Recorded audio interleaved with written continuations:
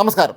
ലോകപ്രശസ്തമായ ബ്രിട്ടനിലെ ഓക്സ്ഫോർഡ് യൂണിവേഴ്സിറ്റിയുടെ ചാൻസലർ പദവിയിലേക്ക് മത്സരിക്കാനൊരുങ്ങി പാകിസ്ഥാൻ മുൻ പ്രധാനമന്ത്രിയും പ്രമുഖ ക്രിക്കറ്റ് താരവുമായ ഇമ്രാൻഖാൻ. ഇതിന് സംബന്ധിച്ച അപേക്ഷ ഇമ്രാൻഖാൻ ഇതിനോടകം തന്നെ ഓൺലൈനിലൂടെ സമർപ്പിച്ചു കഴിഞ്ഞു. വിവിധ കേസുകളിൽപ്പെട്ട് ഇപ്പോൾ ജയിലിൽ കഴിയുകയാണ് ഇമ്രാൻഖാൻ. ഇമ്രാൻഖാൻ്റെ ബ്രിട്ടനിലെ അനുയായിയാണ് ഇക്കാര്യം മാധ്യമങ്ങളെ അറിയിച്ചത്. ഇമ്രാൻഖാൻ 1975 ഓക്സ്ഫോർഡ് യൂണിവേഴ്സിറ്റിയിൽ നിന്ന് ബിരുദ പഠനം പൂർത്തിയാക്കി പുറത്തിറങ്ങുന്നത്. ഒരു പൂർവ്വ വിദ്യാർത്ഥി എന്ന നിലയിൽ തനിക്ക് അവിടുത്തെ ചാൻസലർ ആവാനുള്ള യോഗ്യത ഉണ്ട് എന്നാണ് ഇമ്രാൻഖാൻ വാദിക്കുന്നത്. 10 വർഷമാണ് ഓക്സ്ഫോർഡ് സർവകലാശാലയുടെ ചാൻസലർ പദവിയുടെ കാലാവധി. ഇതൊരു ആലങ്കാരിക പദവി മാത്രമാണ് എങ്കിൽ പോലും അത് ഏറെ പ്രധാനമാണ്.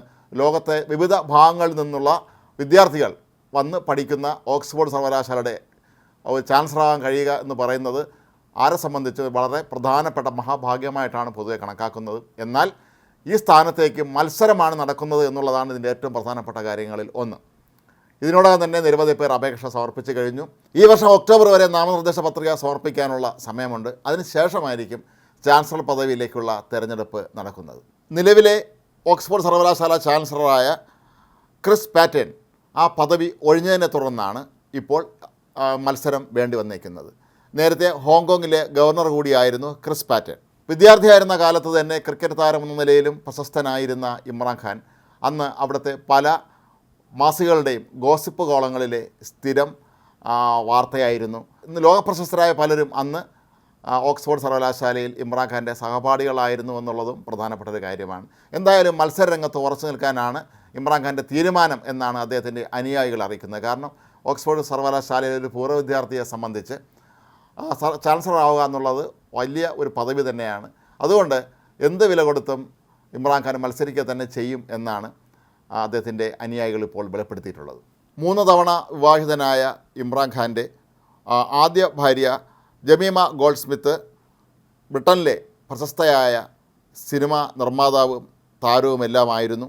നേരത്തെ ബ്രിട്ടനിലെ തന്നെ പ്രശസ്തമായ ബ്രാഡ്ഫോർഡ് യൂണിവേഴ്സിറ്റിയിൽ 2005 മുതൽ 2014 വരെ ഇമ്രാൻഖാൻ അവിടുത്തെ ചാൻസലർ പദവിയും വഹിച്ചിട്ടുണ്ട്. 2018 മുതൽ 2022 വരെയാണ് അദ്ദേഹം പാകിസ്ഥാനിലെ പ്രധാനമന്ത്രിയായിരുന്നത്. ഒട്ടേറെ വിവാദങ്ങൾ നിറഞ്ഞൊരു കാലഘട്ടമായിരുന്നു ഇമ്രാൻഖാൻ്റെ ഭരണകാലം. ഇമ്രാൻഖാൻ പദവി ഒഴിഞ്ഞതിനെ തുടർന്ന് അതിൻ്റെ പേരിൽ നിരവധി കേസുകൾ ചാർജ് ചെയ്തു. അതിൻ്റെ അടിസ്ഥാനത്തിലാണ് പിന്നീട് ഇമ്രാൻഖാൻ ജയിലിലുമായത്. ഏതായാലും ലോകപ്രശസ്തനായ ക്രിക്കറ്റ് താരവും മുൻ പ്രധാനമന്ത്രിയുമൊക്കെയായ ഇമ്രാൻഖാന് ലോകത്തെ തന്നെ ഏറ്റവും പ്രശസ്തമായ സർവകലാശാലയുടെ ചാൻസലർ പദവി ലഭിക്കുമോ എന്നുള്ളതാണ് ഇപ്പോൾ എല്ലാവരും ഉറ്റുനോക്കുന്ന ഒരു കാര്യം. പക്ഷേ അതിന് ഒക്ടോബർ വരെ കാത്തിരിക്കേണ്ടി വരും. ഒക്ടോബറിൽ മാത്രമായിരിക്കും ആ സ്ഥാനാർത്ഥികളുടെ പട്ടിക പുറത്തുവിടുന്നത്. ഒരുപക്ഷേ ഒരു ഏഷ്യക്കാരൻ എന്നുള്ള നിലയിൽ ഇമ്രാൻഖാന് വിജയിക്കാൻ കഴിയുമോ എന്നുള്ള സ്വാഭാവികമായ സംശയം നമുക്ക് എല്ലാവർക്കും ഉണ്ട്.